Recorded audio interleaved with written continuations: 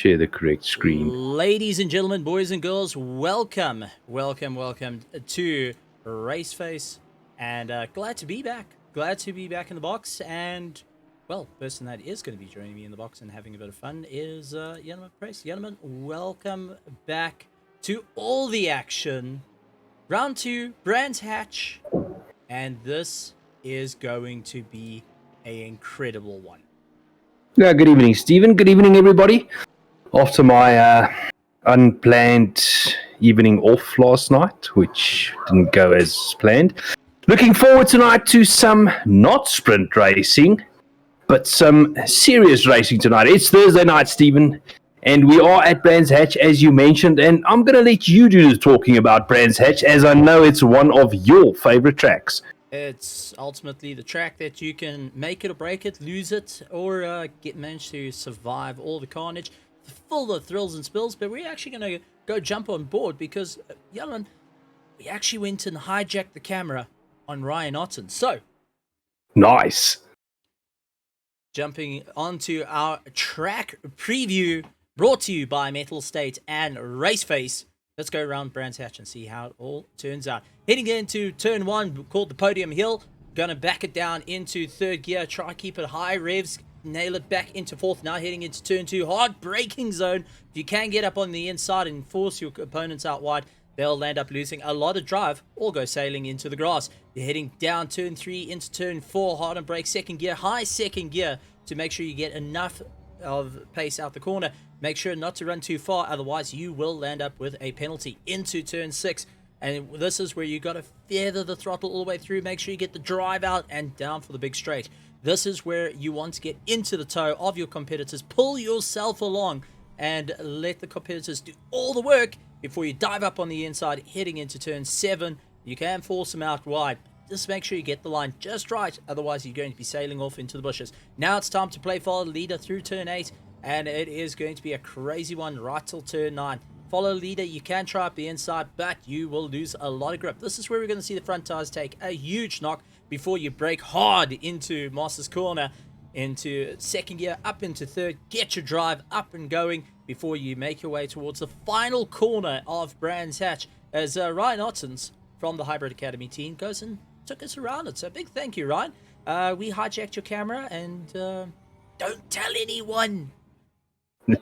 Stephen, looking at that lap from Ryan, I think it's safe to say around this track of Brands Hatch that understeer might be an issue, and those front tires are going to take a hammering, and understeer, as we all know, is definitely not your friend. Absolutely, and while we got a couple of the cars on and we've got some time, let's take a look at our standings after round 1.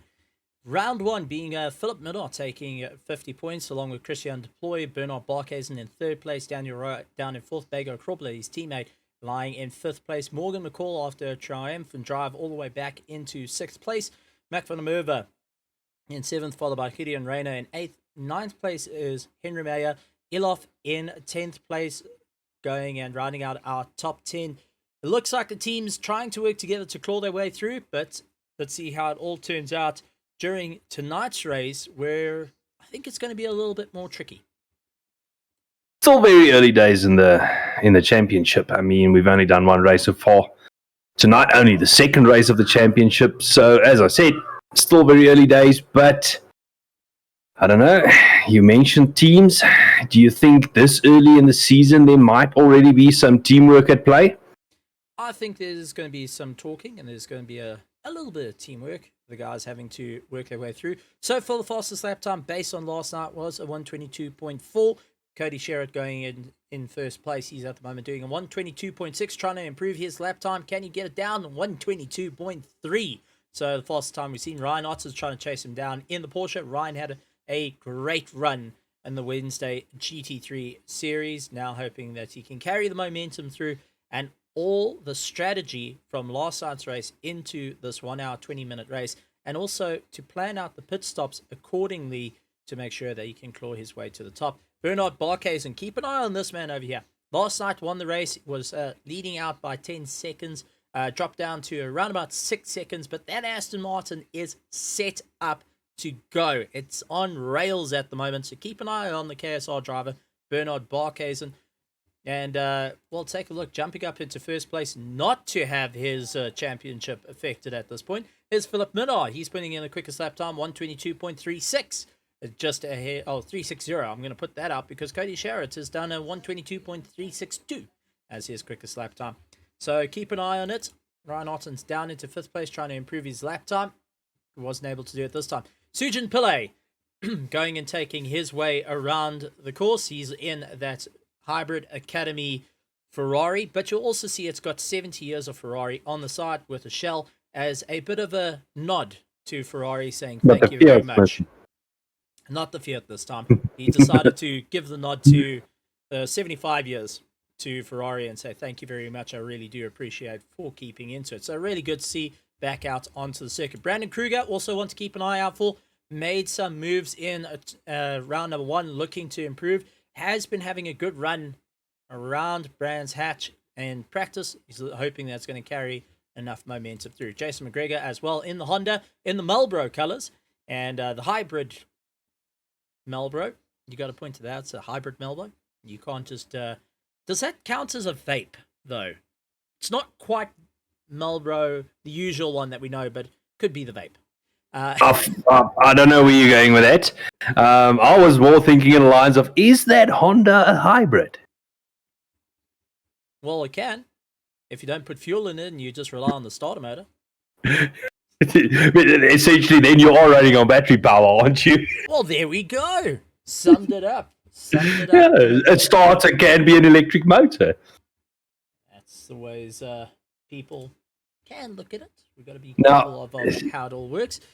So, a lot of movers and shakers to keep an eye on. And one thing that you weren't around for last night, Christopher Radloff, who is part of the Hybrid Academy Team Fury, actually trading out. He was part of a group of sim racers that went and went and test drove a Toyota Yaris GR, and his teammates actually managed to get ahead. Tariq Adam is going to be participating in the season, along with the second driver being Ryan Ottens, who's the reserve driver. Christopher Radloff has come from a racing background, is going to be watching his two guys really have a bit of fun in Toyota Yaris. So keep an eye out on him. He's switched out the Toyota for a bit of BMW power to hopefully claw his way through the field.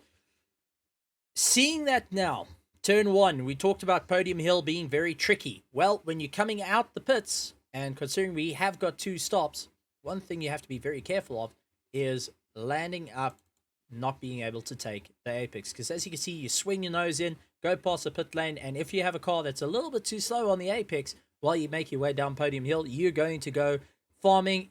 Well, I can only describe it as you'll go to those Zen Gardens. Put a couple of strips down the Zen Garden. Well, that Zen Garden has got a very hard, nasty wall on it as well, as I found out on my last race at Brands. But Steve, I'm going to lean on you a little bit regarding this one because I was absent last night. How did the tires look? I mean, I see these guys, as we have a look there, Philip Minnaar using every single inch of the racetrack. How did the tires look after 45 minutes of sprint racing? Well, you couldn't get much from it, but I actually had a chat to a couple of the drivers to find out what exactly was going on. People are driving the Aston Martins. They said the front tires started wearing out quite a bit. BMWs, oddly enough, were equal wear out onto the tires, so the guys weren't struggling. Slight understeer, nothing too hectic. The Mercedes, being the front engine car and a little bit heavier on the nose, landed up taking a thorough beating. And that's what Christian Deploy was going and talking about, that it took a nasty time to try and get those tires. And once it starts scrubbing out, you in for a difficult run.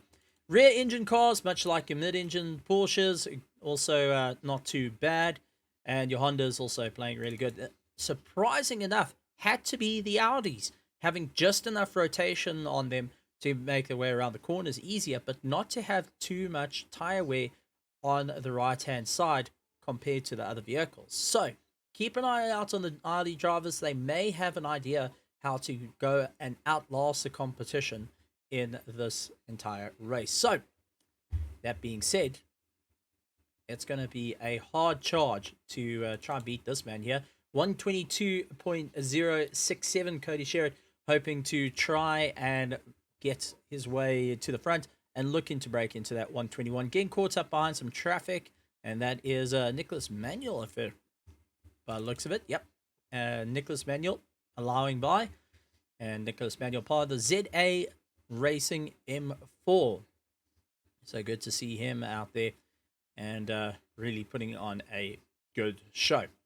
No. Now there's one I have to attempt. And this is this man here. Go for it. This is Loic Randabel.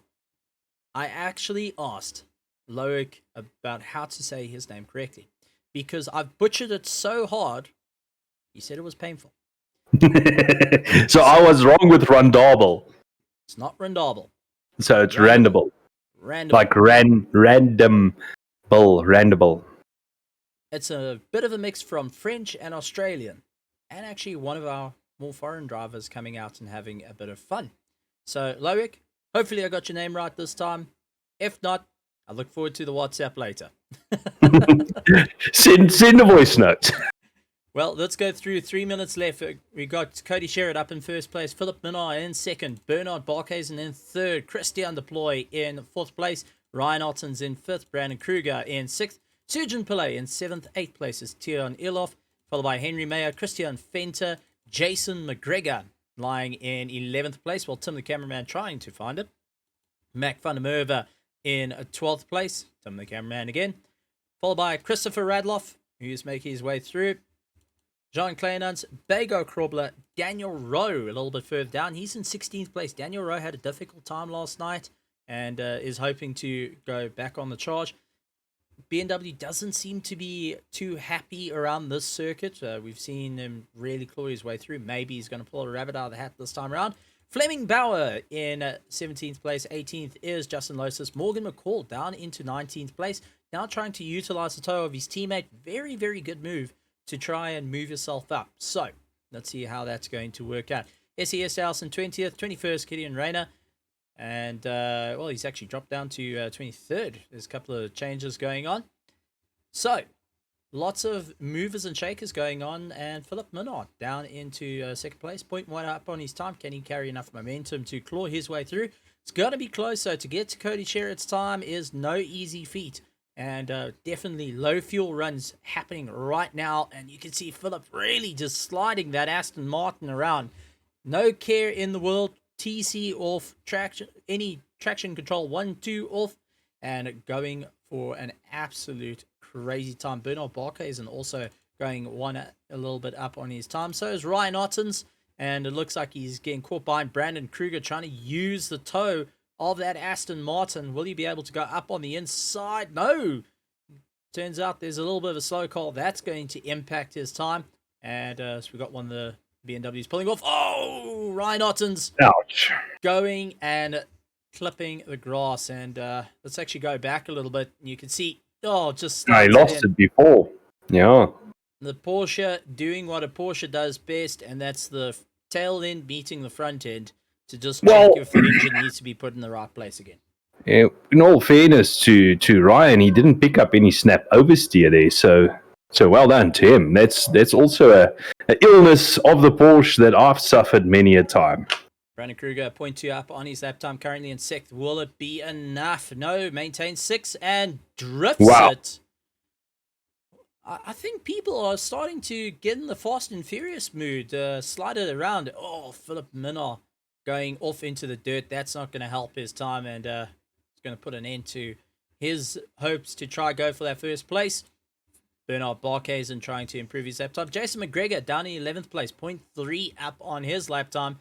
And let's see if the hybrid Melbro will be able to keep it up, going 0.4 of a second faster than his last lap time, utilizing as much as the curb as possible, hard onto the brakes, and you can see slight slide from the car as he makes his way heading into the final corner. This is where you can lose all the time if you get your gearing just wrong. Tries to line it up, gets on the power, very, very close. Is 0.3 going to be enough to get him into that top 10? Now there are qualifying's over and across the line. He moves up into 6th place. So absolutely phenomenal shakes there. Oh, De Villiers just going in, deciding to venture off into the wall very quickly. Brakes not necessary. No, that's it. Don't worry, the brakes at the end of the wall will do it. But Cody Sherritt up in first place, Philip Minard in second, Bernard Barkhuizen making his way around. He's going to be in third place. Christian Deploy in fourth, Ryan Ottens in fifth, Jason McGregor in sixth, Brandon Kruger in seventh, Sujin Pillay in eighth, ninth, Tielan Ilof, who's trying to make his way up, but just not faster than his last lap time in terms of the previous delta. So he's going to hold that ninth place. Henry Mayer in 10th place. That is your top 10 at the moment. And wow, I think we're in for a great time of racing this evening. I'm really excited.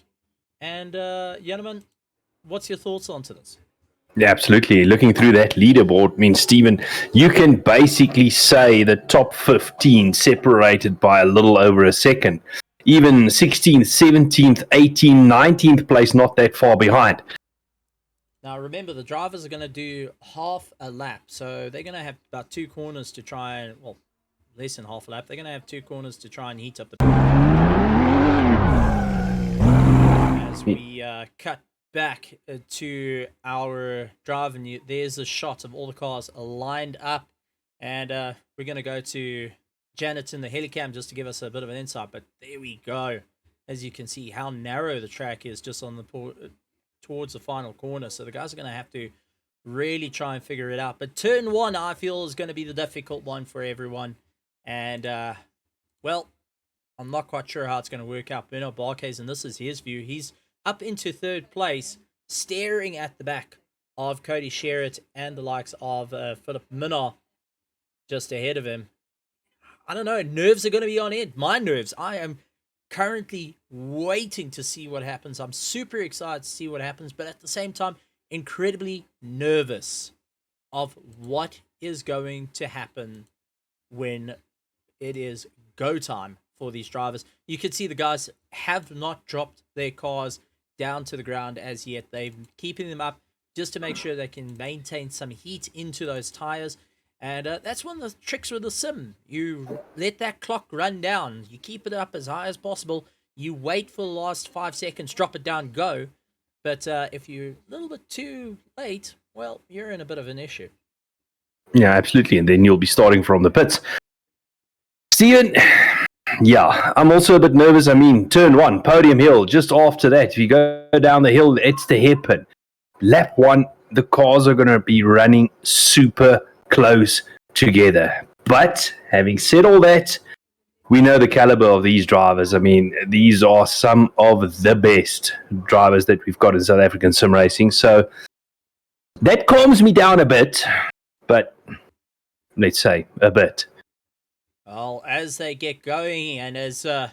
JD gone and put onto Twitch on Metal State saying some ACC action, and I have to agree with him. This is going to be incredible. Remember, they got 2 mandatory pit stops to do in this 1 hour, 20-minute race, and we're going to be having go time. They're going to back it up to 70 kilometers an hour. No overtaking. Make sure you get up to go, because when green lights hit, it is race on for round number 2 of the Grid Championship, Season 2 at Brands Hatch. There's the green flags, and away we go. Cody Sherritt trying to go and lock down that first place. It looks like Philip Minard going and doing what he can to try and hold back. Christian Deploy going out a bit wide, and now has Bernard Barkhuizen nailing it up on the inside. A little bit further back, Ryan Otten's trying what he can to see where is there a gap available. Brandon Kruger going on the defensive. Jason McGregor trying to come back at him. Henry Mayer, who has moved up and now under some serious threat as they make their way through. Little bit of dipping on the grass, but so far all clean at the moment. Back up to our podium spots though, and you can see Philip Minard is on a hot charge to go after Cody Sherritt. Now remember, Cody unfortunately had some failures in race number 1. Actually got to chat to Alan Patterson when he brought it up. Said there was a failure. They managed to get it sorted out, so he is on a redemption drive at this point for the championship. Philip Minard, who's leading the championship, will have to try and get past the man and see how it's all going to work. A little bit further back though, Christian Venter under some serious pressure from Sujin Pillay while he's going after Henry Mayer. You can see, just follow the leader. Little bit of sideways action. It looked like Henry Mayer actually going and losing out a bit of time there. It's allowed the grid to get up. Mac van der Merwe also trying what he can to close down. Daniel Rowe shot up to 12th position at the moment.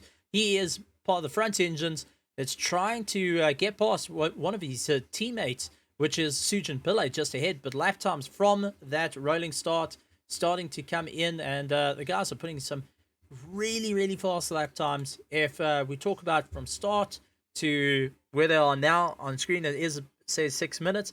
But if you actually calculate it, they are about just over 2 minutes 30 seconds, which is incredibly quick for the guys to go and build up a bit of pace.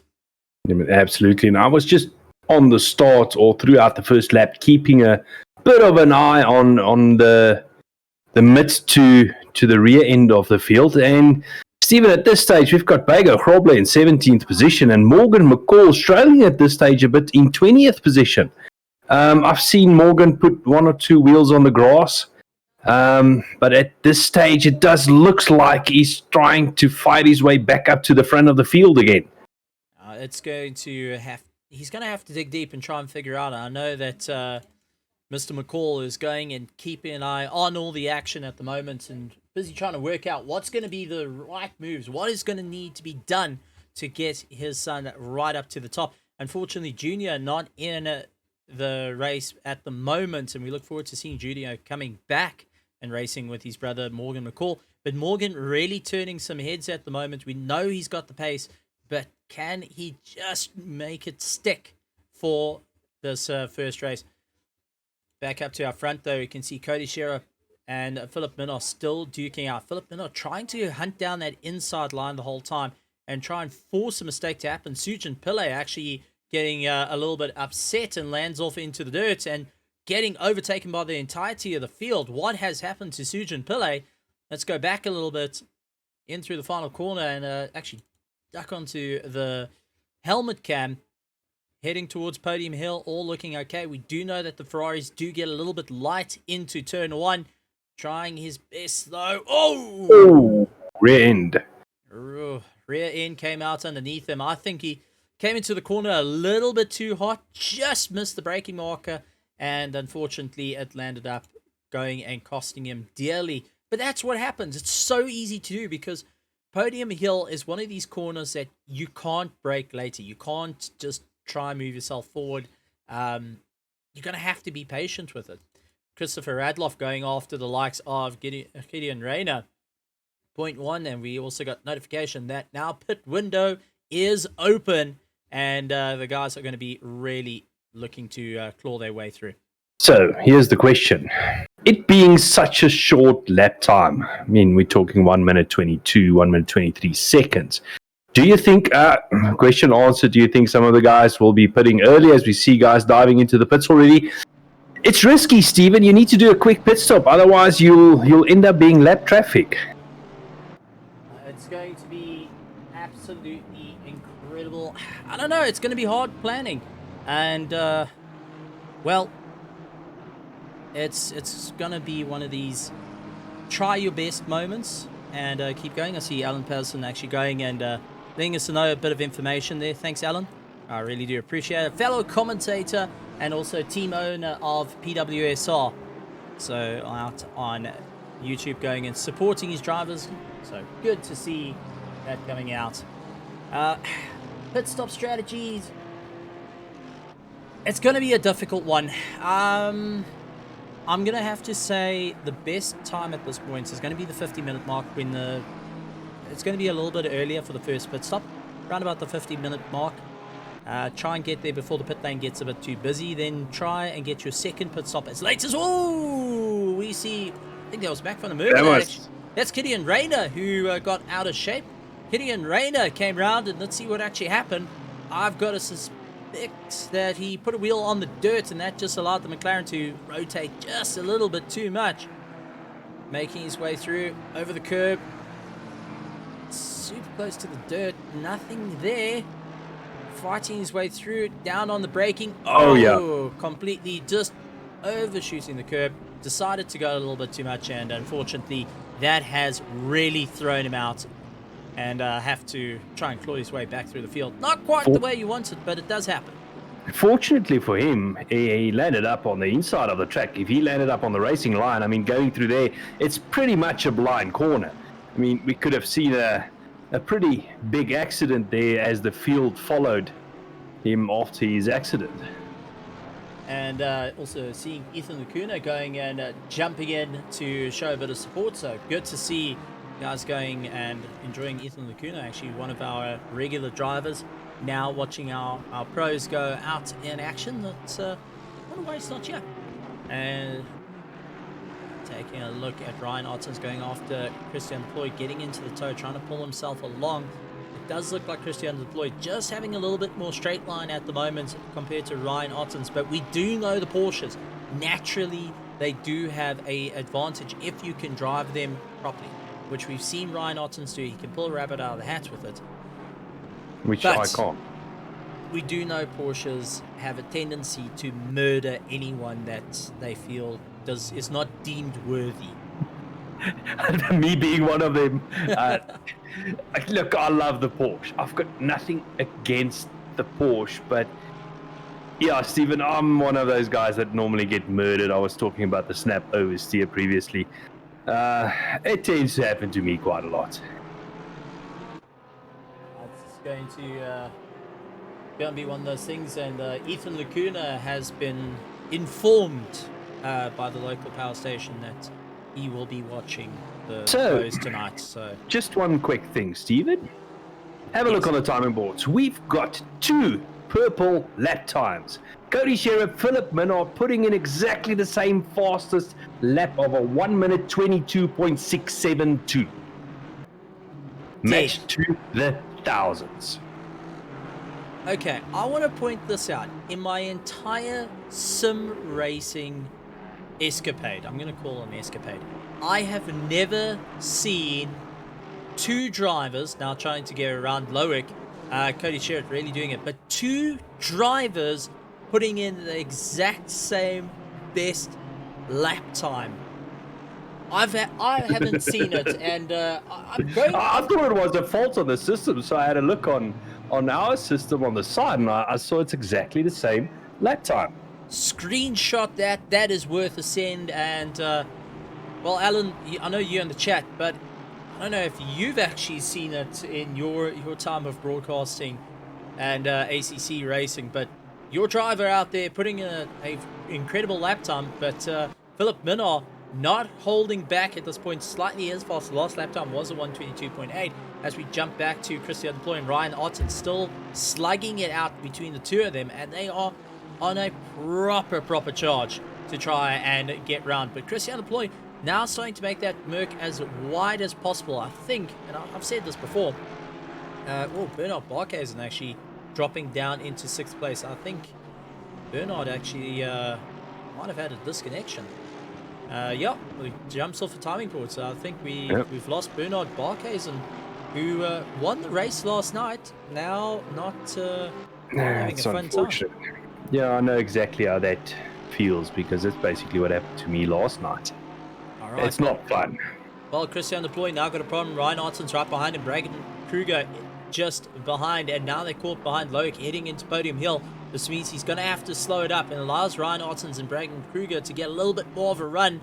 Ryan Ottens is going to try to look on the inside. Couldn't make it. Loic actually moving out of the way, and looks like Brandon just outbraking himself ever so slightly into turn 2. So some very close action between them. Daniel Rowe actually landing up with a problem. He's falling down the hill. And Morgan McCall, Fleming Bauer managing to jump up. Jason McGregor facing the wrong direction. Not quite where you want to be. And, well, it's a good thing GT3 cars have a reverse gear. But what on earth happened to him? Heading down Podium Hill, touching a little bit of dirt there, getting a little bit of dirt on the tires. Not quite what you want to have. All seemingly okay at the moment. Trying to move his way around into turn 3. Hard on the brakes. Oh! Rear intercept up.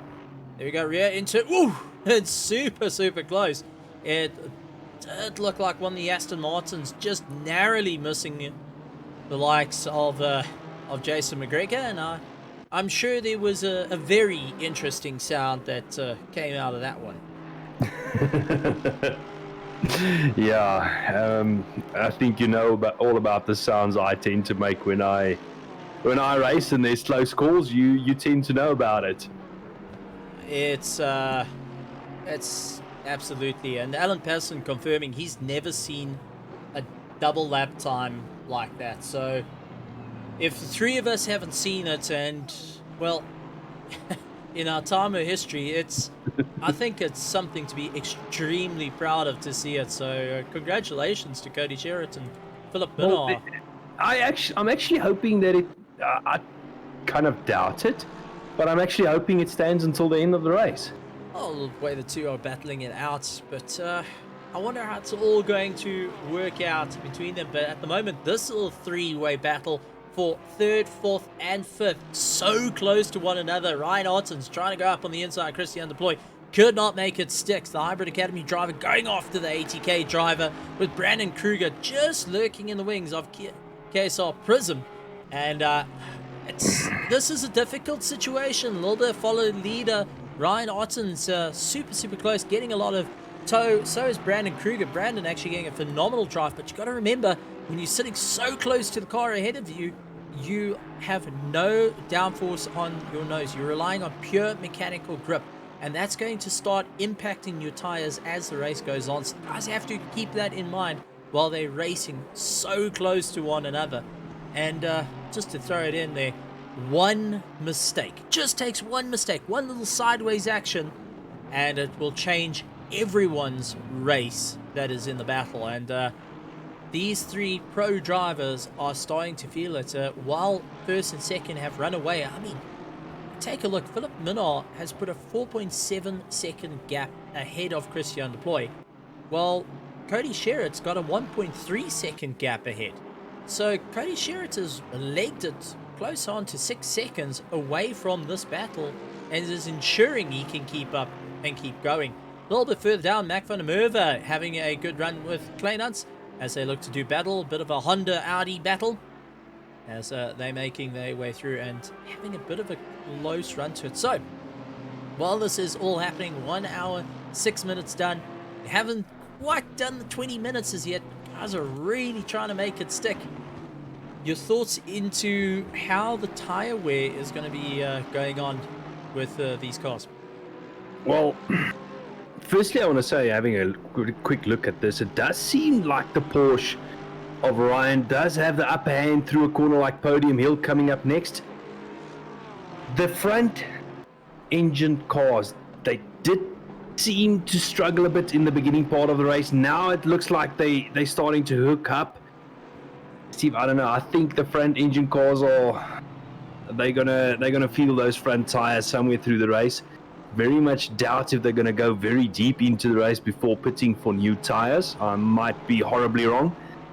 Rear engine cars, I don't know. That's a bit of an unknown for me at this stage. But it does look like that Porsche's got better rotation in the tight corners, but then coming onto the straight, it looks like Deploy is pulling away, and then Ottens comes under more pressure from Kruger. Well, this is absolutely just all about pushing it. Brandon Kruger really doing what he can to try and close it. I mean, if we jump on board the helmet, we can just see how much input is going into the steering at this moment, trying to carry the car through. You can see little turns every so often, just little movements to try and settle the Aston Martin as he chases down the Porsche. Oh, it's a big snap rotation. Yeah. He was able to save it, but not quite what you wanted to have. And I just wanted to say, as we have Kleinans going off, luckily he was able... That's Mac van der Merwe that went off. And Kleinan's getting by, and Mac van der Merwe now feeling the pressure. Christopher Radloff trying to come past him now. Tries to go around the outside, couldn't make it stick. A little bit further behind, Morgan McCall, Fleming Bauer, and Daniel Rowe. Daniel Rowe actually first heading into the pits for the team, but taking a look, Henry Mayer has already done his pit stop. Banger Crawler's done his pit stop. Renner, Surgeon Pillay, they've done their pit stops. So some early stops within the top hour. And, well, I'm going to say it's actually interesting to see how it all is going to play out. Ryan Ottens, who is really on a hard charge. If we actually jump on board with the Porsche, we can see also You can see slight little movements done to the steering to try and settle the car through and keep it all going. Now starting to get a bit closer to back markers, and this is where he can try and link it up, get it all sorted, and move his way through. It's going to be a challenge. I think Ryan Ottens, Christian De Ploy, Brandon Kruger are going to try and see if they can box each other in with the back marker that's just ahead of them. And I've got a funny feeling that that back marker has to be Justin Lotus, who's going to be keeping a very big eye on the mirrors at this point. If we jump on board with him, you can see just in that review camera, he can see the guys closing up on him at a rate of knots, and going to make life a little bit more interesting. Yeah, I mean, it's bad enough getting lapped by one car, but now you've got third, fourth, and fifth bearing down on you. 3 cars that you need to let by, basically in the space of a couple of seconds, because you've got nowhere or no space to slot in between them. It's all or nothing at this point to try and make up as much ground, and it's going to be a very difficult run for all the drivers. I mean, if we take a look, we bring up the track map at the moment. Take a look at how busy the track is.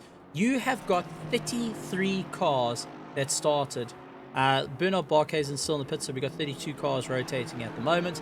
But that's how busy the circuit is. There is no breathing room for anyone at this point. Doesn't matter whether you're in first or last. Yeah, Ryan Otten's now really starting to put a lot of pressure on Christian De Ploy. I think he's trying to use the car in front of De Ploy as a means to get by. He's seriously starting to put pressure on him. Just quickly, something I want to touch on. When you went in car with Ryan Ottens, it does look like the Porsche's got a little bit more of a stable rear end than what the Aston Martin of Kruger's got. Well, another thing I want to point out, take a look at Philip Minnaar and Cody Sherritt. Philip Minnaar has closed up that 1.4 seconds right onto the back of Cody Sherritt. Cody now trying to keep it all together. The Aston Martin sliding their way around. These two have got the best lap time. They both purple. Last lap time, though, Philip Minnaar actually doing a 123.1 versus like a Cody Sherritt doing 123.6. So Cody going and coming off the gas a little bit just to settle himself out, and maybe thinking long term of trying to save a bit of fuel, save a little bit on the tires, and moving forward that way. Another close little battle is Christopher Radloff along with Morgan McCall. Morgan trying to pressurize Radloff into a bit of a problem at this point. Radloff going and trying to block up as much as possible. I think that BMW can open both its doors to make it a little bit wider. He would be doing it right now. Yeah, absolutely. I mean, we've actually got quite a couple of little battles going on up and down the field, not just in the front half of the field, but also a little bit lower down. There's quite a few little battles going on, and it's good to see. I mean, we are 20 minutes into the race. The race has not, I wouldn't say the race is settled yet, Stephen.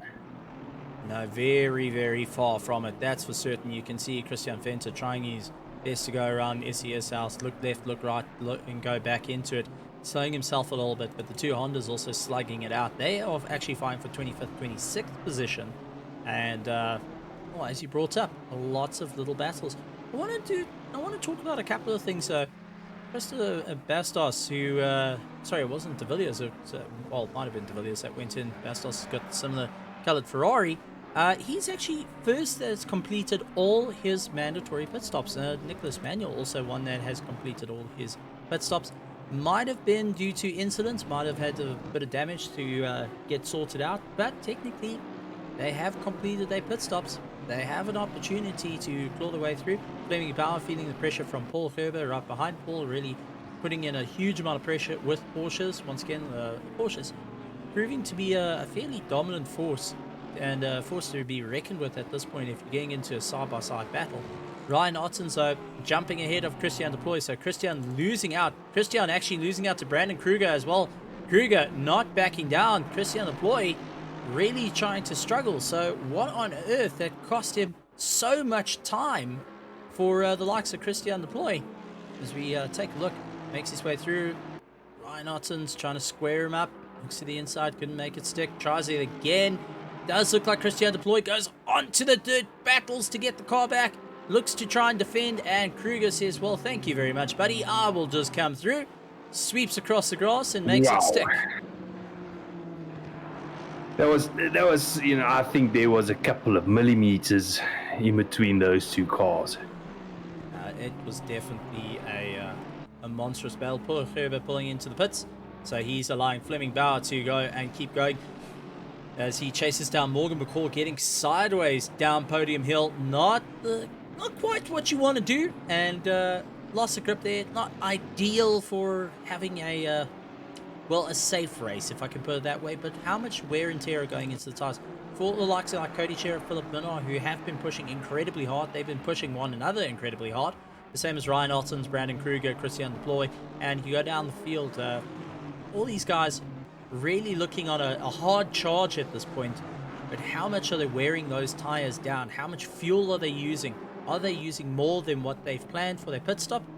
And these are all factors that come into play. And you've got to try and figure out the long-term strategy into this hour and 20 minute race. It doesn't sound like it can be a long time. Hour and 20 minutes is, I could say, oh, well, that's a stint. Don't worry about it. But when you're in a battle like this, where you use 0.4 of a second, 0.2 of a second behind your competitor, you have to try and make sure that you're not going to go and hit the brakes and climb into the back of him. It's one of the hardest things you can be in at the time.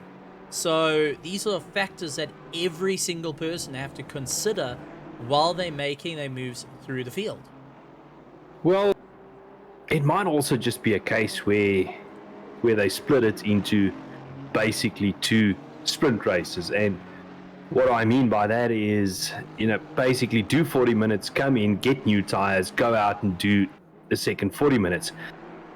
The only thing that you need to bring into consideration is that there is another pit stop to be made. There is a second pit stop to be made, but at least it splits it in two halves regarding the tires. So you can worry a little bit less about tire wear, so to speak. Well, I'm going to throw another thing out there, and that is what Brands Hatch is legendary for.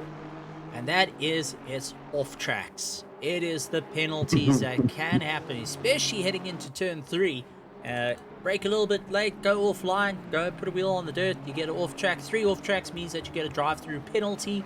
Drive-through penalty means ouch for your race. It's an unnecessary pit stop, as that looks to be SES House moving out of the way, allowing Cody Sherritt and Philip Minnar to get by just easy, saying, guys, doors open, enjoy, have fun, don't want to get too involved in this battle. A little bit further back, Brandon Kruger and Ryan Ottens are slugging it out amongst each other as well, hoping to move up.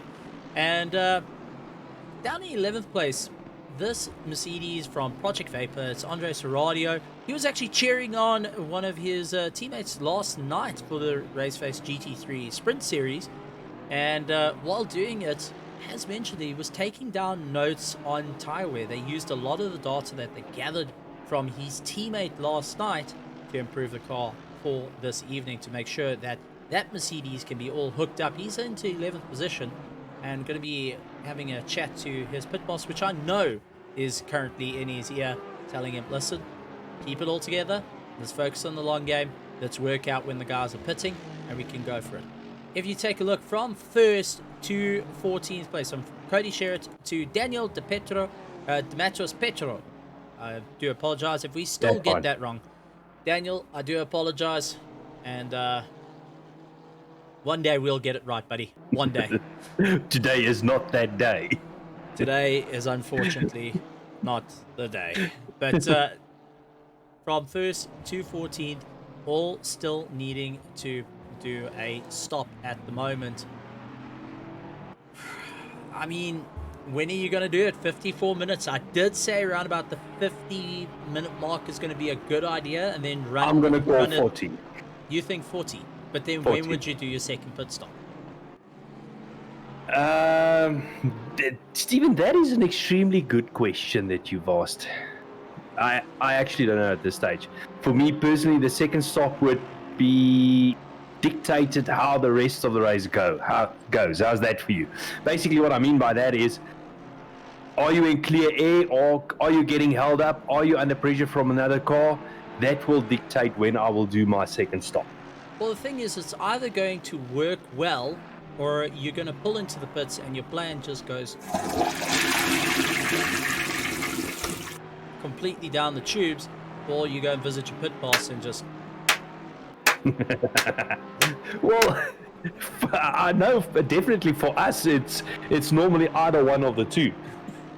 But these are the things that you've got to consider in a race like this, and this is what brings a whole new challenge as see blue flags being waved for Brandon Kruger and Ryan Ottens to try and get past one of the Ferraris, and that's the whole dynamics that you have to get into it. And usually you can say, well, if I get into a busy situation, if I'm struggling to get round, if we land up with too many back markers, that's when you can pull into the pits to try and move yourself forward. But around Brands Hatch, there is no breathing room whatsoever. So how are you... It changes the usual dynamics that you would do. Unfortunately, sometimes it gets a little bit too difficult. And I just want to point out, big thank you on the Metal State Twitch side. Mama Succubus actually raiding with a party of 13. So, guys, thank you very much and welcome to the Grid Championship Season 2. Round 2. Glad to have you guys around. So, for petrol heads or future petrol heads, welcome to the sport that you want to be involved in, sim racing, and welcome to a whole lot of fun, a whole lot of carnage, all the thrills and spills right here on the Grid Championship. Yeah, absolutely. I mean, sim racing is one of those sports that you can do when you're 8 or 80. You know, it doesn't matter about the age. We can all race against each other. Are you alluding to your age, gentlemen? I'm halfway to 80. Well, all over halfway already. Giving away my age here on live air. You definitely got the face for radio, my friend. Yeah, you say I've got a face for radio, but yet you put up our faces each and every week for everybody to see. That's getting closer to Halloween. Why not? Yeah, almost October, né? Almost October. Almost there. But absolutely incredible racing. Mac Vandermover feeling the pressure from Christopher Radloff at the moment as they try and battle their way through. Grant Sebastian duking out with Jason McGregor. Managed to go around the outside. McGregor trying to go up on the inside. Now it's drag race down to turn 2. Who's going to be late on the brakes? Aaron McGregor trying his luck, trying to run the likes of Sebastian out a little bit wide. Manages to make it stick. But I think both of them looked to the left, looked to the right, saw the white in each other's eyes before they even hit the brake pedal into turn 2. That's for certain. I mean, staring at each other while they go through the turn. But that's some excellent close racing we saw there. I mean, I don't want to say textbook, but it was absolutely a brilliant pass that as we look at Boa and just behind him Serradio. I mean, this is another little mid-engine, front-engine battle that we've got here. That Mercedes looking relatively planted through there, running a little bit wide.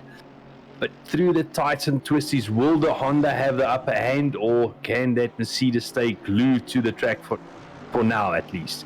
Well, he's keeping very, very close to the rear bumper, trying to force a mistake. Andre Serradio just not getting the drive that's needed to catch up through the corners. He's doing his best. Very well. Switch cameras. Ow. We didn't see that. It didn't happen. Ow.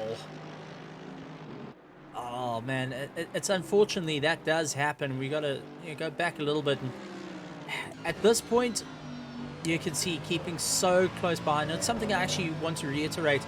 At this distance, you have got the slipstream effect coming into play. You're within about 1 second. Turns in, clips of dirt, and you can see it's starting to get out of shape. Touches the grass, and unfortunately, one side's got drive, the other side's got a whole lot of dirt, and one big smack in the wall later.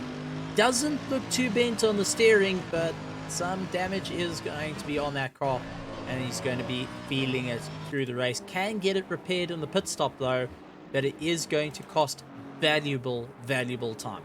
Absolutely. I mean, if Serradio now has McGregor bearing down on him, that's less than a second behind, and it also does look like Grant Sebastian is also not too far behind. Stephen, we spoke about it earlier. Understeer. It wasn't the friend of the Mercedes there. No, not at all. And it looks like, take a look at Jason McGregor, Tokyo Drift style in the Honda. Forget about the Honda 2000. Give me an NSX any day. And managed to keep it all together, but losing a bit of time. Seradio now having to go on the defensive to hold back, and Grant Sebastian trying his best to try and catch up ever so slightly to do it. But back up to a front, I want to point out this little battle. It's still going on from the start of the race to 48 minutes. Cody Sherritt, Philip Minnaar. Cody did pull away. Philip Minnaar has dialed it back in and is coming right back at him. Lap times though, if we take a look, Cody Sherritt last lap time 123.2, Philip Minnaar 123.19. So I mean, this is incredibly close action for them, and I wonder how it's all going to turn out a little bit further back. And Andre Seradio has got Grant Sebastian, who went incredibly wide trying to go on the outside. Seradio going and doing everything he can to hold back Jason McGregor. McGregor forcing Sebastian to get out of the tow, and this is where the damage is starting to come into place. Looking on the inside. You're gonna be brave. Can he make it stick? Tries to do it. Runs wide. Seradio onto the dirt, but managing to hold it back. Tim, the cameraman, definitely drinking, but as we see Grant Sebastian getting by, Seradio going, well, I think he just became E.T. Yeah, that was interesting. I think, unfortunately, he has... how can we put this? Left the server? Shame, Steve. I mean, yeah. It's the only way I can pretty much sum it up, unfortunately. I'm trying to find words at the moment. Welcome to the Grid Championship. We do have a bit of fun. and we take the racing very seriously. Daniel Rowe going after Bago Krobler. Bago just opening the door, allowing Daniel Rowe to get by. And this is the two Hybrid Academy Dorama drivers doing what they can to move forward. Jason McGregor, though, parked in the wrong place, a little bit off apex. Let's go a little bit back and see what happened that caused him to have this unfortunate spin. This is heading into turn 3, the one that I said you got to worry about. Gets it in, runs out. That Honda's sliding out underneath him. He needs to turn the traction control up just a tad. Whoa, into the dirt. And that almost looks like steering wheel or pedals or something not being happy there. Or Spider. Texting and driving. We've had spiders in rigs before. We've all, maybe it was just that time to go and get the water bottle. Unfortunately, the track just got a little bit too narrow. It does happen. Maybe the phone went off. These are all things we can put our tinfoil hats on and try and figure out what on earth happened. But well, all we could say is he lost it all by himself. There was no one around him. Absolutely. If we look at this battle at the front, I mean, Sherritt and Minnaar, they've been going at each other now, as you said, from lap 1. Initially, Cody did open up a little bit of a gap. I think Minnaar was maybe struggling a little bit with the tires early on, getting them up to temperature. But ever since then, that Aston Martin has been working beautifully as we see him closing up under braking on that Honda. He's definitely got that Aston hooked up and putting Cody under a serious amount of pressure, Steven. Yeah, this is just incredible, and the lap times have been very consistent. The 123s, highest being the 123.6 to 123.6, 123.7 as their time. So they're averaging around about 123.5s, the two of them together, which is absolutely phenomenal. But Cody Sherritt actually putting in a little bit of a better time, and it looks like our lap board hasn't gone and updated it. Might have been a off-track run, but he managed to get a 123.017, so getting closer to that improvement that we're looking for. Philip Minnaar, actually he did a better lap time of 122.9, so breaking into the 22s, and this is where we're seeing the guys get a little bit more comfortable. It's closer to their low fuel runs now in terms of lap time, so I think they're getting closer and closer to that pit stop time. And well, this is when you start watching your mirrors very, very carefully to see and figure out where your competitor is and where you're going to be able to make a pass. And a little bit further down, Jason McGregor, once again, McGregor bailing off into the dirt and now having to wait an entire field before he can get going. So what on earth has gone on with McGregor? But that Honda is definitely not as hooked up as what it was, as dropping him down the order. Ryan Otten's Brandon Kruger still slugging out amongst each other. Tion Ilof actually getting by Christian Deploy, who dives into the pit. So let's go through the order as it stands, gentlemen.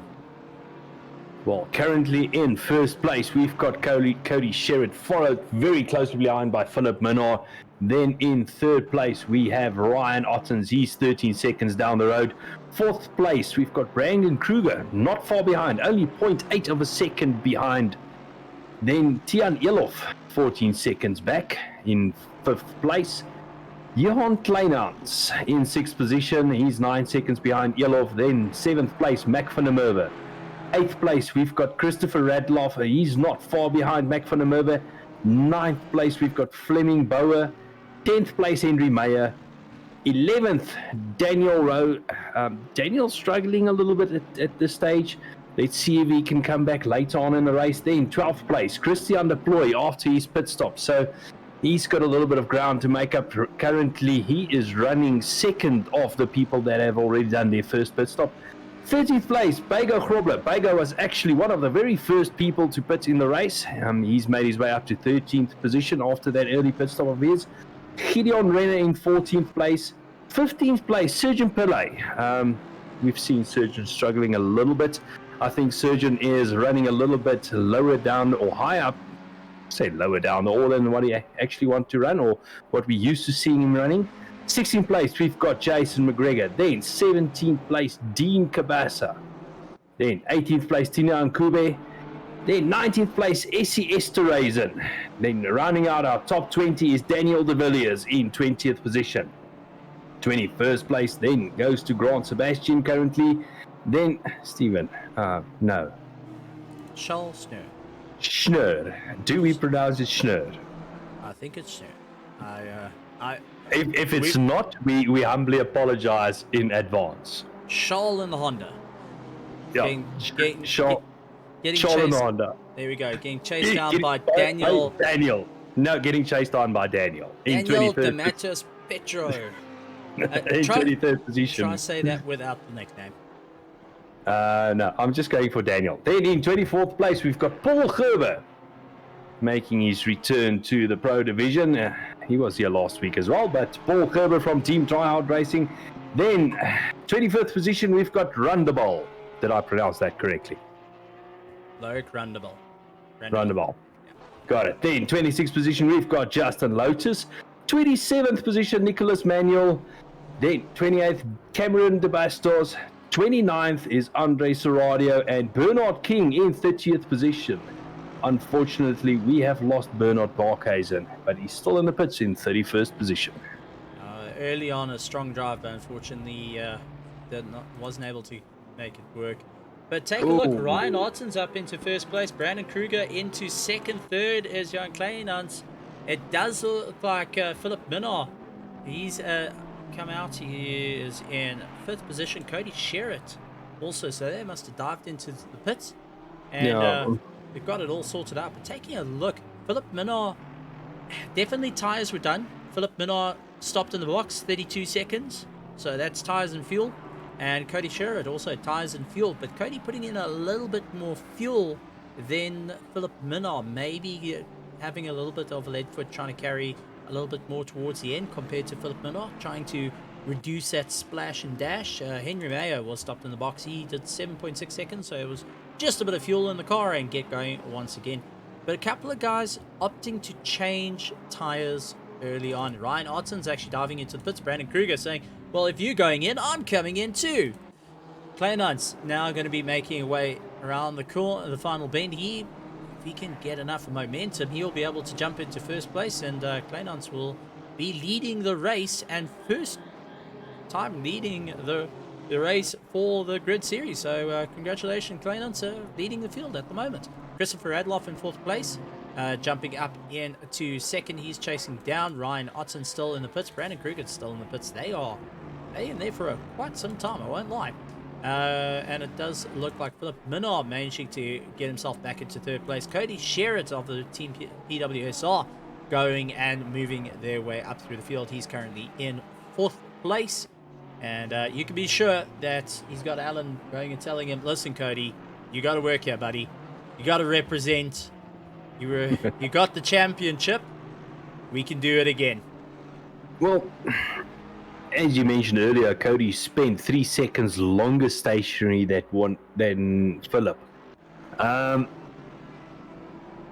I think this is something that might play into Cody's hand a little bit later on into the race. If he can stick with Philip Minard, remember, he will have basically, and I'm making a prediction, and I might be horribly wrong, Alan, listening to me. Cody essentially... You're going to get messages. You're going to get messages. Don't do it. You're going to do the commentator's curse. Don't do it. I'm going to say it. Essentially, Cody would have a 3-second shorter stop later on in the race if my calculations are correct, and they are most probably horribly wrong. Alan, please direct all messages to Yaneman, World's Slowest Alien Press, just if anything happens.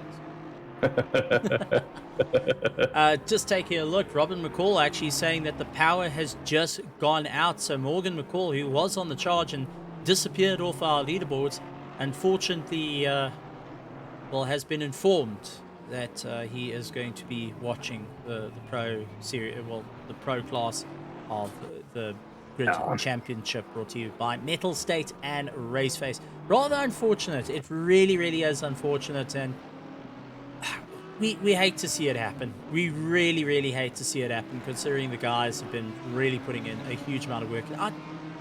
Despite these being weekly races, hours and hours and hours of practice, thousands of laps to try and dial in these cars for just one race. To see it all go with that, it feels stolen, and it doesn't matter whether you're in the AM category or whether you're in the pro. You really put in that extra work. Oh, Justin Lotus, though. What on earth happened to Justin Lotus? So a small little bit of contact there, if I'm not mistaken. I was watching it here on the side screen. So it looks like it was going into turn 2. He's getting chased down by one of the Ferraris, and not sure if that's Cameron that was part of that incident. Yes, it was Cameron. The Bastos dived up the inside late on the brakes, and Justin Lotus getting turned around. Cameron continuing his way through it. Not quite. Way to make the pass. Yeah, not quite the way that we want to see it pass, and it's rather unfortunate. Henry Mayer and Grant Sebastian actually coming in together. So let's see if we can go a little bit back on that incident. Diving up on the inside. Oh, drifting action from Henry Mayer. We've seen a couple of Hondas drift tonight. That's a try going up on the inside of Grant Sebastian. Just upset the car, but well held. I'd say I'll give about 8.5 points. I wouldn't give it the full 10. I think, the exit might have been a little bit offsides. Didn't see any smoke, so I can't give some points for crowd show, but I'd say an 8 out of 10. What do you reckon? Oh, we just saw a car. That's Daniel De Villiers. That's Daniel De Villiers, who's lost out. Go back a little bit and see what happened to the Ferrari. I got a funny feeling the prancing horse decided it's going to visit the grass a little bit and turn him around. Yep, there's the grass. Trying to keep it all together. A bit of dirt on the tire, bit onto the marbles. Now going to seem a bit upset. There's the slide. He actually missed the apex there, totally. Car's taking evasive action there. All over the show. Take a look. Daniel De Villiers trying to bail himself into the pits, locking it up, and just a couple of guys having a difficult time. Henry Mayer actually managed to get ahead of Grant Sebastian, and also seeing there's a point of contact there between the two of them. What's happened? Same into turn 1 once again. There's the contact. There's the slide. Both of them go for it, but Grant Sebastian actually getting the better slide. Henry Mayer, unfortunately, parking himself on the top of Podium Hill. Does look like Grant Sebastian think he managed to let Henry Mayo back through, but not quite what they want to do. It's 2 for 2 through Podium Hill for these two drivers, and well, I don't think the rear tires are going to be happy. If we talk about the tire pressures when you catch a slide, when you get a bit of friction down to them, these guys generally run with a tire pressures about 26.8, 27s. About once you get a slide like that, you're going to be sitting with about 29s, tire pressure 29 psi, and well, 29 psi is good enough to go and wrap it up and turn it into a zebra or maybe a little balloon dog. Well, it's one way of putting it, Stephen, but it definitely does hurt you for a while afterwards. You know, it's not just the slide, it's the flat spotting, it's the tire pressures going up, it's the heat in the carcass that goes up of the tire, and it hurts you for a good couple of laps after that, and you actually need to drive very carefully to get those tire pressures and temperatures back to where they need to be.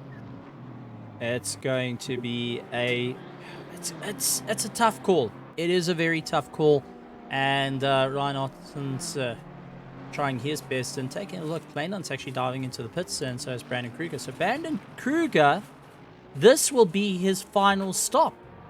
If he can pull it off and get ahead of Christian de Ploy, who's making his way through the final corner, he would theoretically be net first. I don't think it's going to work, though. Coming out the pits, Christian de Ploy coming around turn one, saying, thank you very much. I'm going to get ahead and start chasing down the rest of the pack. Cody Sherritt, though, up into second place at the moment. Remember, he's still got one stop, maybe going for that later stop, maybe towards that last 15 minutes. We've seen the PWSR team do it. We've seen it actually work out well for them, and maybe keeping back to if it ain't broke, don't fix it.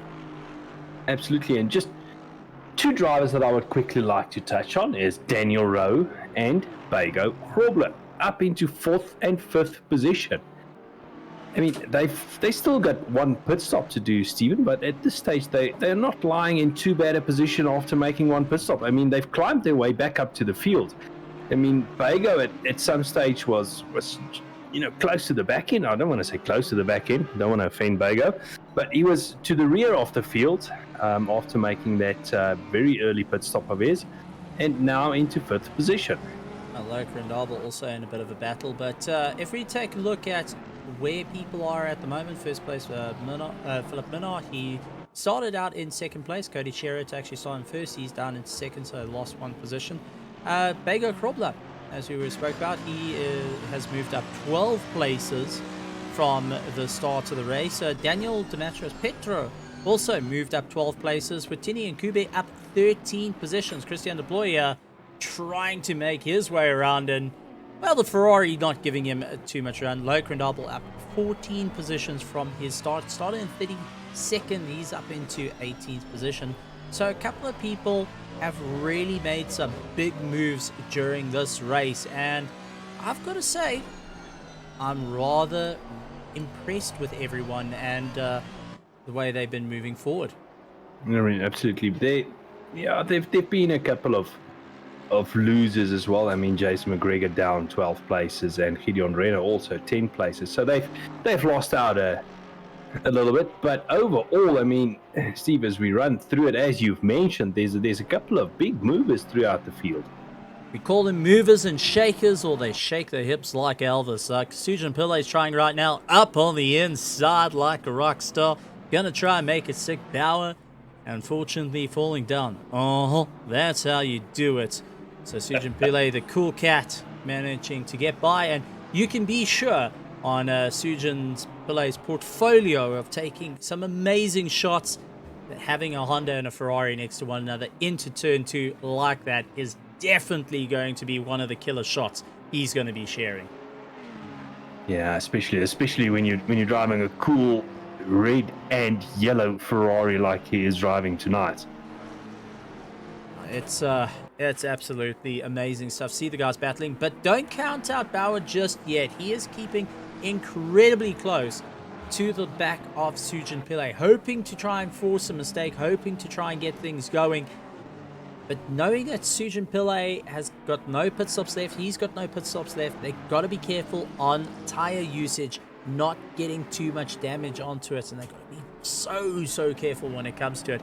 And it does look like he is getting chased down right behind him, which if it looks like it, that might be McGregor that's actually closed down on him. So McGregor of the hybrid Marlboro, and definitely not running on hybrid power at the moment because there is no replacement for displacement, and that's why you have a turbocharged V6 going and clawing your way through. I think this is the V6.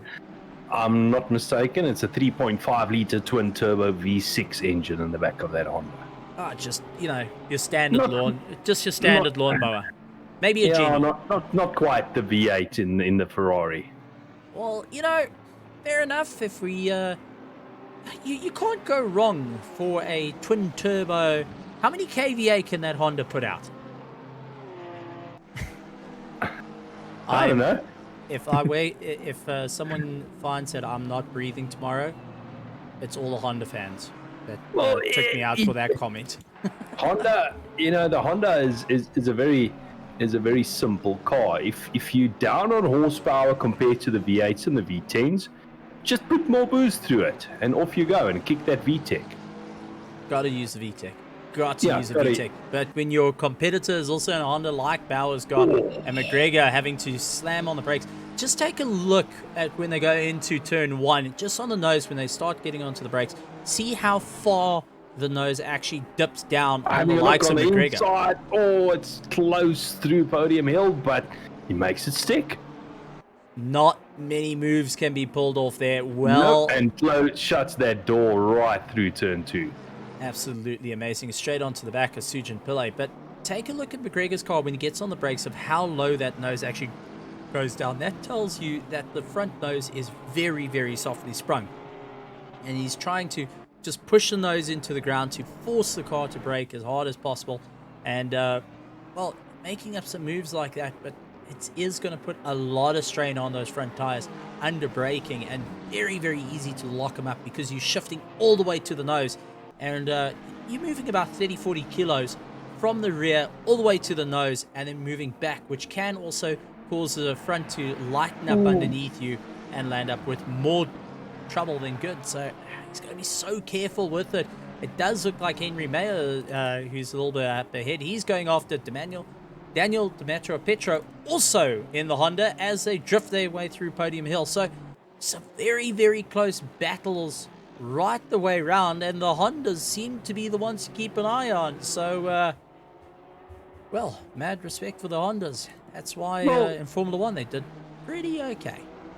Yeah, and I'm pretty certain you love to see the Hondas around the track.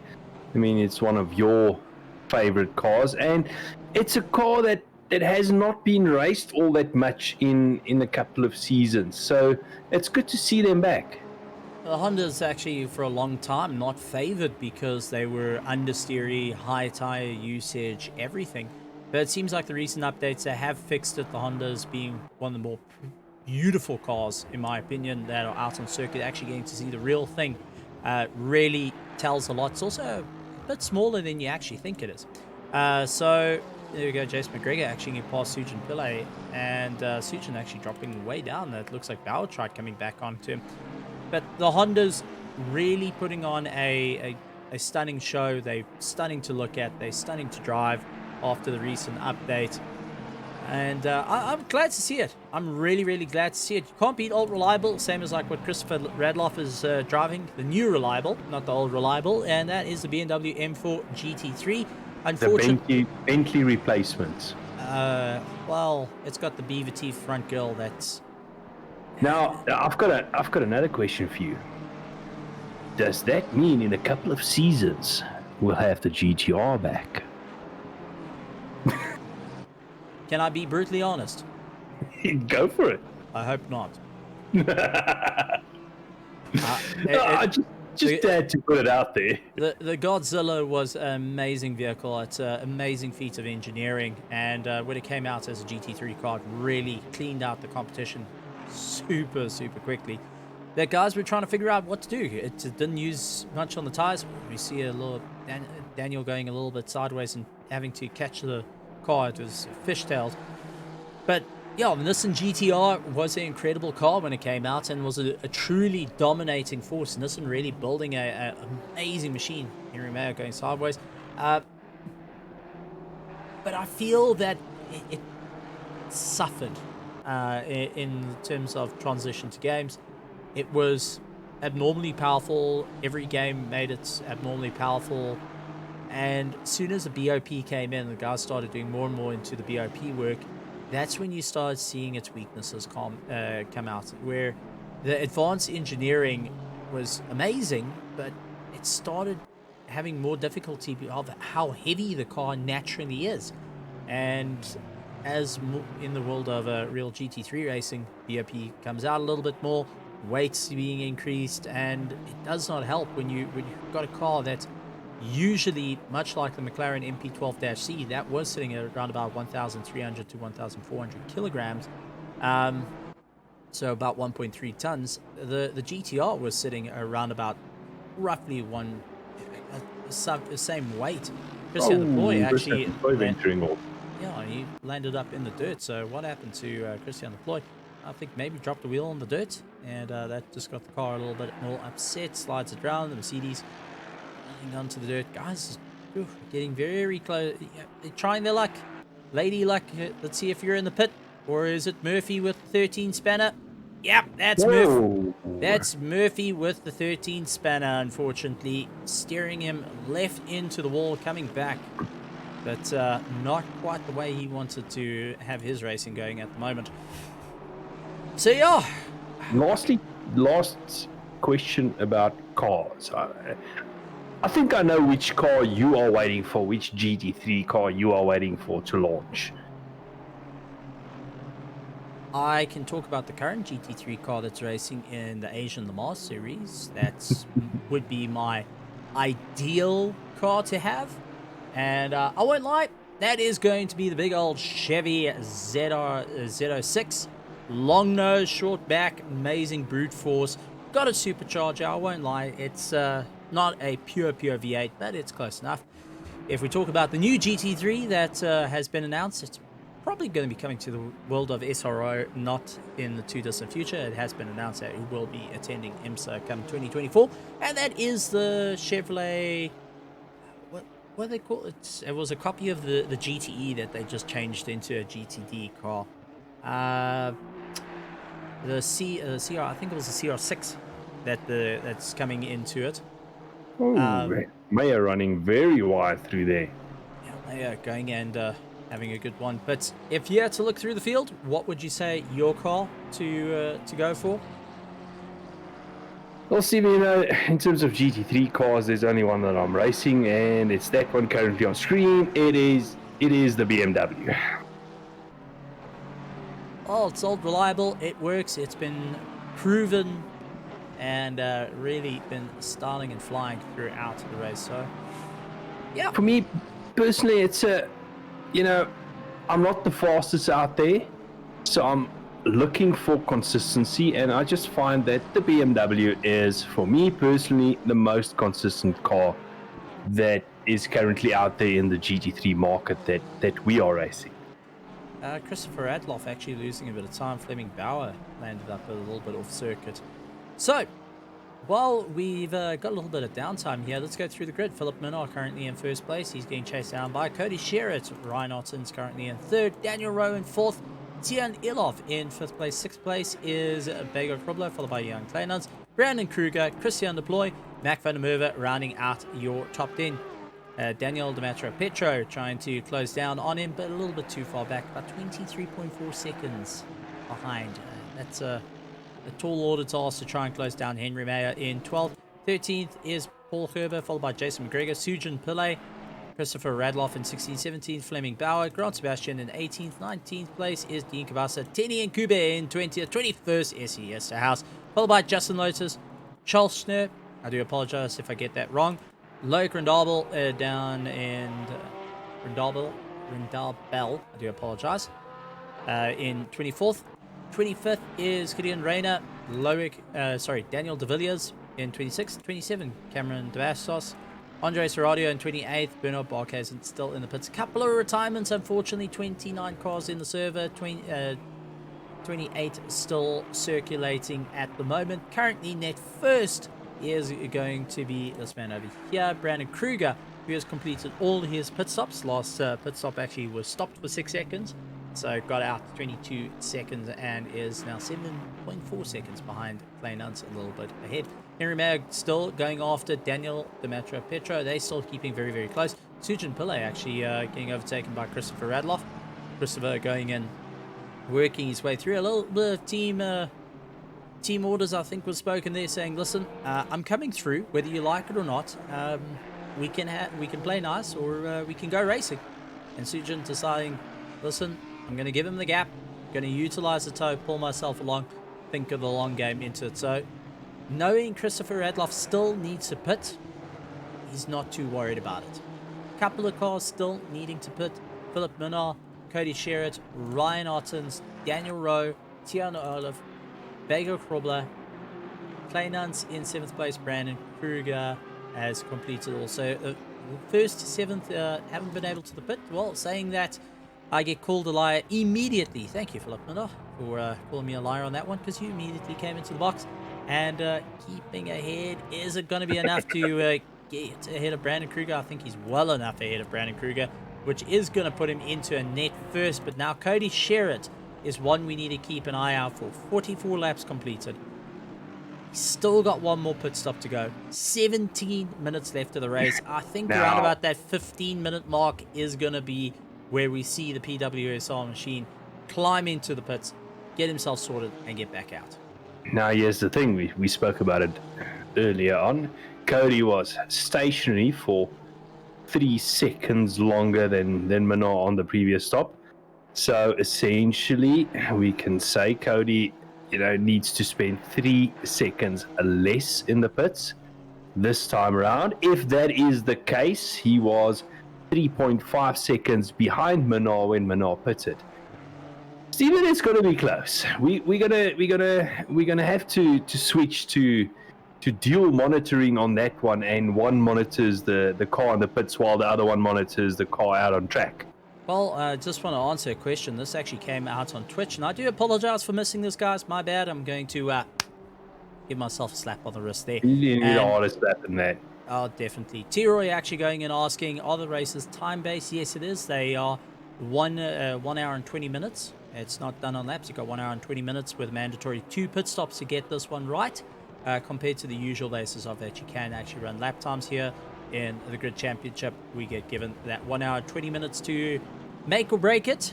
Sometimes break it badly. We have got multiple servers that are up, not only just for our pros like you're seeing on circuit, the fastest of the fast here in South Africa duking it out, but we do have our Pro-Am, our AM server, and our gold and silver as well. So we got roughly about 5 servers actively running right now, all with full grids, all with 1 hour and 20 minutes.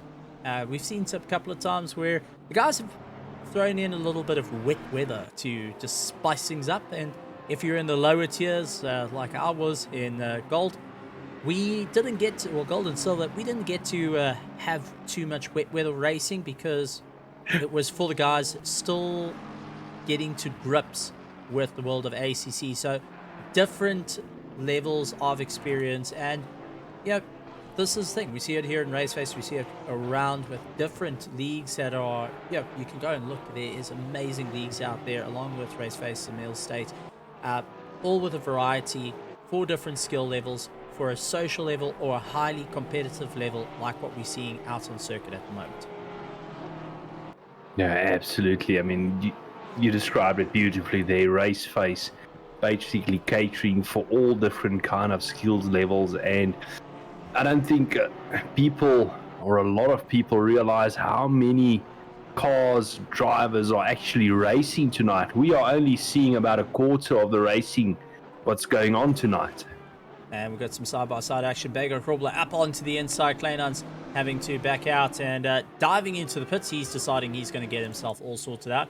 These two still going. Henry Mayer, Daniel Demetrio Petro going and slugging it out. And really having a bit of fun out there. Absolutely amazing stuff. And cutting the curb a little bit much. Both of them actually landing up. And, oh, Henry Mayer, I talked about cutting the curb. There's the drive-through penalty. And that is what Daniel wanted to see. A drive-through penalty, which means that Henry Mayer will have to come into the pits. He is going to lose those positions. So for Daniel, he can come off the gas a little bit, see that the pits, that he's got it. But that also tells me that Daniel hasn't got any lifelines left as well, because he was hunting Henry Mayer, and it's only so many times that you can tempt fate before it bites back. And, well, that's what we had.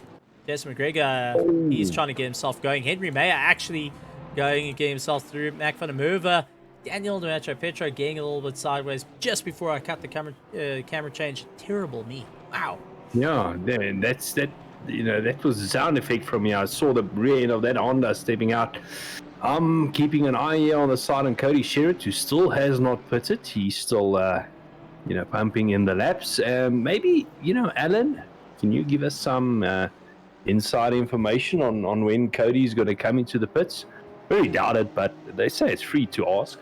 You got to bribe him with a chocolate milkshake, I'm just saying. Maybe 1 or 2 fizzes.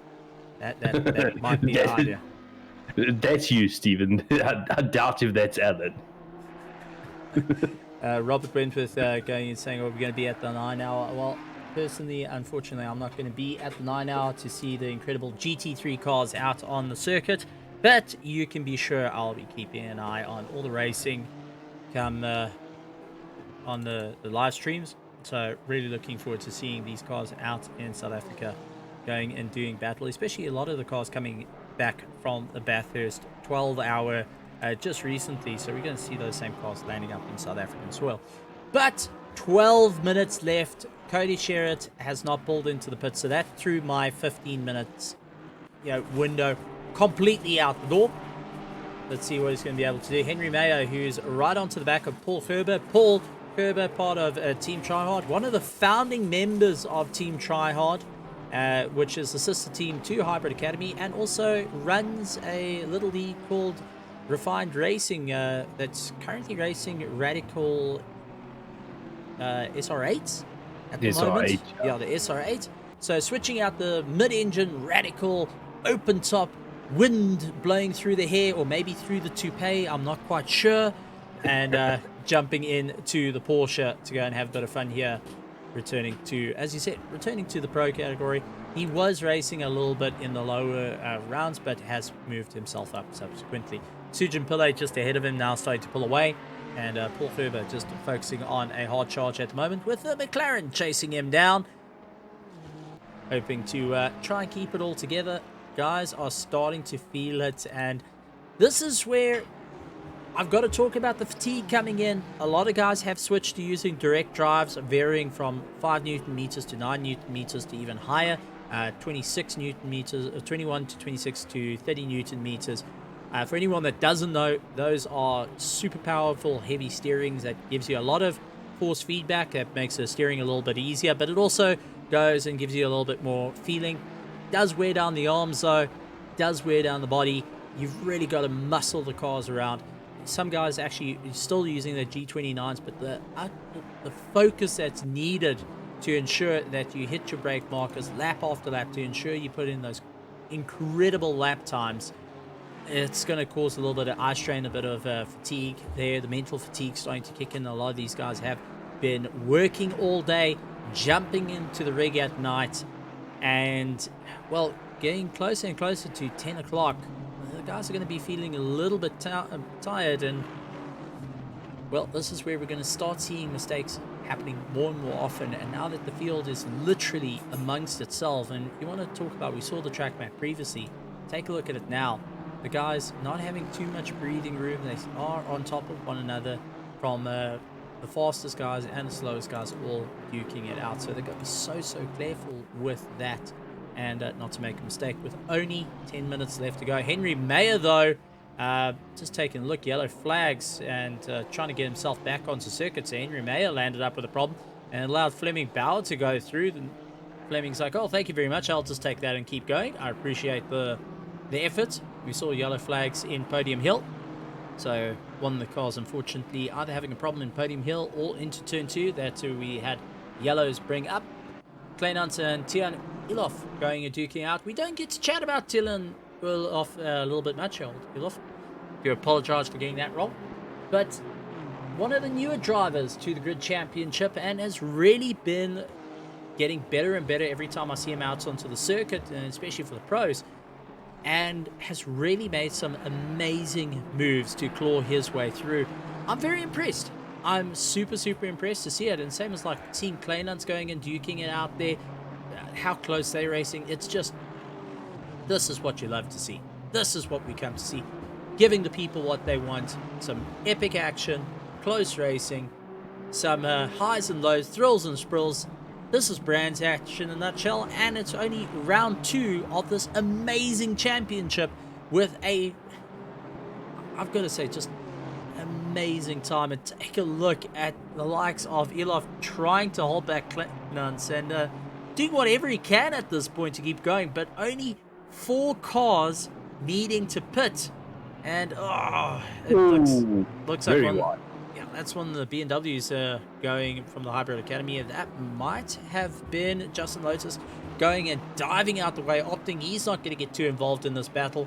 But Kleinans is sweeping across the nose of the likes, Ilof is sweeping across the nose of Kleinans the whole time, ensuring they can defend that position no matter what. Absolutely, and Ryan Ottens has dived into the pits, currently in 3rd position, so that has allowed Philip Minnaar past. So Philip Minnaar retaking that 2nd position, but out in front still Cody Sherritt with 7 minutes and 30 seconds to go. Stephen, he still needs to do his pit stop. He's basically got 3 minutes and 20 seconds left to do his pit stop, so he will have to pit in the next lap or 2, otherwise he will not make that pit window. Into the last corner, and it's going to keep going. He needs to have roughly about a gap of about 23 seconds. He's got 24.2 seconds to try and get it right. Is he going to cut it down to the white? Dives into the pits. So Cody Sherritt is into the pits. We jump to Philip Minnaar. So Jonathan, I know you're going to be keeping a very close eye on the likes of Cody Sherritt. Keep an eye on Cody, yeah. All right, we have got Minnaar coming through Moss, now heading towards the final corner, flat out, really giving it everything he's got, catching up to Loic just ahead of him, around the final corner, barreling down, getting onto the straight. I think Minnaar's got him. Cody only getting going now, Minnaar going past. Minnaar coming across the line, taking that first place. Cody Sherritt, who is only leaving the pits now, I think it was left a little bit too late. And now he has roughly, if we take a look at it, he has got just under 6 laps. I would say about 5 or 4 laps to try catch up to our first place man. Yeah, he's got to get going. Remember, his tires are cold as can be. They've just been taken out the freezer in this way, because even though he didn't change it, he was stationary for about 6.5 seconds. That means there's a lot of heat dissipation during that time, and he's got to try and get everything back up to optimal temperature before he can really slam in those lap times. And Philip Minnaar, who's actually getting caught behind back markers, this is not what he wants to have as well. Looks like he's going to pass Andres Radio, but he's got Cameron de Bastos. It's not Cameron de Bastos. I think that is Loic Randable. Yes, it's Loic Randable just ahead, and Loic is giving him a rough time. Christopher Radloff going and getting a drive-through penalty. So he's got 1 extra pit stop and is not going to be happy with that. But Philip Minnaar getting held up quite a bit. That is just going to hurt at this point, and allowed Cody Sherritt to close up onto him. 5.7 seconds to first place. Cody Sherritt, the defending champion, going after Philip Minnaar, who's the current leader of the championship. It is going to be a utter race to the end. Alan Patterson saying, unfortunately, he's not in comms at the moment with the likes of Cody Sherritt. So he's also sitting nail-biting at this point, trying to figure out what's going to happen. A little bit further down, Daniel Rowe, Tian Ilof duking it out. Daniel Rowe trying to keep ahead of Tian Ilof with Kleinans, who's closing down on them. I mean, this is turning into a run for the money right down through the field. Everyone's having a bit of action here, and lots of thrills and spills at the moment. But Elof, who is currently up 2 positions from his starting position, is going after Daniel Rowe, who moved up 7 positions since the start, and now has got Kleinans right behind him, really trying to stick that nose in of the Honda. So talk about a difficult situation, being between a rock and a hard place at this point. Elof is going to be taking deep breaths, focusing, and he's going to take 1 lap without breathing, that's for certain. I mean, absolutely brilliant drive up into 7th position, but it's not over yet. Stephen, this is by far the closest battle we currently have on track, and it is a 3-way battle we've got going on. Not just 2 cars, but 3 duking it out with less than 4 minutes to go, and there's absolutely nothing between them. Oh, Kleinan's managing to get by, just puts his car strategically and forcing Elof into the dirt. Daniel Rowe trying to get a little bit more space between himself and the 2 drivers. You can see Elof taking actually a bit of a tighter line as they make their way through turn 6, turn 7. And tries it once again. Daniel Rowe really just going and putting his elbows out at this point, trying to stop the little Honda from getting past. Kleinart's all over the back of him. Elof now closed down, and it seems like he's got a slightly better run out of Moss. Heading into our final corner, late on the brakes. Daniel Rowe just managing to brake a fraction later. Kleinart's trying to go around the outside, carrying enough momentum through. Is it going to be what he needs to go into podium? Tries to look for it. Kleinart's trying to go around the outside. Oh, contact for the likes of Kleinart's. Elof just going and putting his front tires just behind the Kleinart's, and unfortunately Kleinart's trying to move back onto the apex, and contact was made. Now it's up to the likes of Elof to go after Daniel Rowe. Not what he wanted to see there, not what's planned, and well, Kleinans has got a bit of work there. He hasn't got too much damage on the car, but those tires are going to be absolutely knackered. And I think he's got to focus on keeping a survival drive ahead of Beggar Frobler.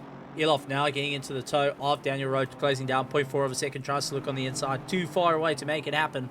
Trying once again, going to follow suit. You can see Daniel Rowe trying to lean on the brakes a little bit to try and force Elof off his tail, trying to break that toe. And the simple things that you can do is just try and go maybe a fraction slower in a certain corner, just to get the guy to gear a little bit wrong and see if that can break him up. But it's very, very difficult. Brands Hatch is one of these more technical circuits. They lean on it for quite a bit, and this is why I love it, because you can either make it work, or you're going to be visiting the spectators who are cheering loudly on the back for the epic racing action happening. Cody Scherer at 6 seconds behind Philip Minos. So I think that race is pretty much sorted out. Daniel Rowe actually running around. Yellow slowing down. Yellow has slowed down. Right. Yellow. I wonder. Is it a fuel? He's Jumping definitely slowing down. Oh, he's First down gear. into 1st gear. 2nd gear. I think, ladies and gentlemen, yep, there's the stutter. Oh. I think he had to change his engine mapping ever so slightly. The Aston Martin saying, I'm a little bit thirsty at the moment, buddy. Trying to short shift it just to ensure that he can get it to the line. I think Elof, unfortunately, and he's got himself back up to pace just to let the guys through, but I think Elof is struggling with fuel. I think he got a solid fuel warning saying, listen, yeah, it's not going to work. Or did he slow down to allow Kleinans to get by? That might be the other option. Kleinans has It's now got also a past. possibility, yeah. So, possibility that Elof, knowing the mistake, did back off, sacrificed his run with Daniel Rowe, allowed the likes of Kleinans to get by, and wants to go racing once again. Final lap, though, for our leader, and here he comes, really barreling his way through, entering into the final corner. Philip Minnar has managed to pull it off for round number 2 in the Aston Martin of Rigoli Racing Winter 23. Round number 2 of the Medal State Grid Championship. And well done and well deserved. It's 2 for 2. 2 for 2. Second place, Cody Sherritt with a recovery drive of note, but unfortunately a little bit too late. And honestly, you know what? Take my hats off to him. After a terrible race number 1, it's a great recovery to come into second place. Ryan Ottens making his way through. He's going to be finishing up in third place in the Porsche, doing a phenomenal job for the Hybrid Academy team. Brandon Kruger coming across the line. He's going to be finishing in fourth place. Christian Deploy trying to work his way through. Going to try maybe thread the needle. Nah, going to let the teammates all try go 3 by 3, and he's just going to hang around. Yeah, too many BMWs. Too many BMWs, too much Patronus, and the 80k driver coming across. Daniel Rowe, who is in 6th place, making his way around the corner, is going to be taking 6th. He is going to be followed by this man over here, Klainan Su. Had a little bit of a tap, but managed to recover himself and done a phenomenal job. Tian Elof coming across the line as well, finishing in 8th place. Bago Krobler in 9th place. 10th place going to Mac van der Merwe. Suja Pillay in 11th. Paul Gerber in 12th. Fleming Bauer in 13th. Henry Meyer in 14th. 15th is Daniel Dematos Petro. Dean Kabasa. Grant Sebastian. Tinian Kube. Essie Esterhaus, a little bit of burnouts going on. Christopher Radloff, well, not burnouts, donuts. Geez, Stephen, talk English. Come on, read a dictionary. Justin Lotus in 21st. Charles Suner, I do apologize, but actually, I want to get his surname. I want to get it right. That is ask for that voice note. Ask for the voice note. It will be the voice note. Loic Randabel finishing up in 23rd. Gideon Rayner in 24th. Done a really good job in the McLaren. Daniel De Villiers in 25th. 26th, Cameron De Bastos. Followed by Jason McGregor of the Marlboro Hybrid, and he actually doesn't cross the line, so I think he's just off the ball in the pits due to the race end. Andres Herradia in 28th, Bernard Barkhuizen in 29th. Couple of retirements, but what a phenomenal race, gentlemen, and wow. Brands Hatch doing what Brands Hatch does best. Yeah, I know. Brands Hatch has definitely lived up to its name, especially I think Podium Hill as well. But Steve, we're done racing in Britain. Next round, we're moving to the United States of America. Yeah, at Watkins. Switching out the coffee, switching out the tea for the coffee. Yeah, and I believe we're about to go bowling. Biggity, biggity, biggity, let's go racing, as they say. No, that's going to be Indianapolis. That's going to be the race after Watkins Glen, but we're going to be jumping to America. Well, ladies and gentlemen, it has been an absolute honor. Big thank you to everyone for the incredible, seeing the chats. I've got to say, big thank you to see everyone busy talking and jumping in and giving us a bit of insight and a bit of information. But, Janneman, from your side, anything you want to say in closing? Well, we've seen some very, very close racing tonight. I mean, at one point, there was literally battles going, on up and down the grid. Brands Hatch, Stephen, I mean, we all know that have raced on Brands Hatch. It's not the easiest of circuit. It's a very tight, twisty circuit. You've mentioned it on a couple of occasions. It's a very follow the leader in some parts. But yet we've seen guys pulling off passes, brilliant passes tonight through those sectors that you're not normally supposed to go side by side through. I think now we're well into the season. We've done 2 rounds. Now we're on to round 3. I think now the true battle for the championship is going to start. Well, 8 rounds to make it or break it, that's for certain. And, well, it's been incredible. Ladies and gentlemen, boys and girls, thank you so much for joining us. If you're on Metal State out on Twitch, and if you're actually on YouTube, switch over to Twitch. Make sure you give them a follow. And if you can, hook a subscribe as well. If you got a bit of Prime, make sure you go do it. It's free. Why not? It doesn't hurt at all. Hit subscribe, hit the bell notification to be notified of all the gaming action, whether it's racing, first-person shooters, plus more, lots of competitions going on. I know they've actually got a little bit of a fighting competition that's going to be happening at Metal State, so keep an eye on that one. It's something not to miss with all the action. If you're out on YouTube, look up RaceFace.pro, and for everyone here, hit that subscribe icon, hit the bell notification icon to be notified of all the racing from RaceFace for all the GT3 action. And at a later stage, we're going to be having some open wheel action along with dirt. So that's stuff you don't want to miss as well coming to RaceFace. But I've got to say thank you very much, and thank you for joining us from Yanneman, the world's slowest alien, or like we like to call him, Vin Petrol. And myself, Stephen Koenig, the world's fastest backmarker. We want to say thank you. Good morning, good afternoon, and good night, everybody. Good night, everyone.